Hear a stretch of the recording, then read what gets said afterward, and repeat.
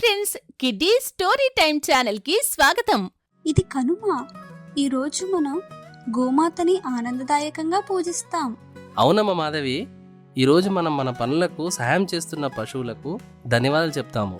చూడు అరుణ్, మనం ఇప్పుడు ఈ ఆవుకి మంచి నీళ్లతో స్నానం చేయించాలి. నేను నీళ్లు తీసుకుని వస్తాను, నువ్వు కొంగుడికాయ పులుసు ఎండు గడ్డి తీసుకునిరా.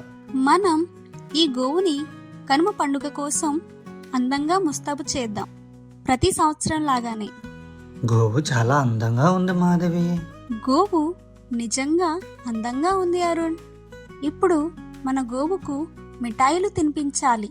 ఈ రోజు మనం గోవుని మరియు మనతో పనిచేసే అన్ని పశువులను మరియు పనిముట్లను గౌరవిస్తాము.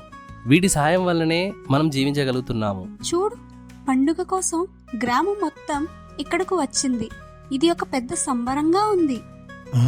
మరిన్ని ఆవులు ఎద్దులు ఎంతో అందంగా ఉన్నాయి. అవును, ఈ రోజు మనం వీటిపై ఎంతగా ఆధారపడి ఉన్నామో తెలిపే రోజు. దానికి కృతజ్ఞతగా వాటిని గుర్తిస్తాము. ధన్యవాదాలు గోమాత, నువ్వు ప్రతిరోజు మా జీవితాన్ని ఆనందంగా చేస్తున్నావు. కనుమ అనేది కేవలం ఒక పండుగ మాత్రమే కాదు, మన భూమి, జంతువులు, కుటుంబం వంటి వాటి పట్ల కృతజ్ఞతతో ఉండటానికి ఇది ఒక జ్ఞాపకం. ఇది ఒక అందమైన మన తెలుగు సాంప్రదాయం.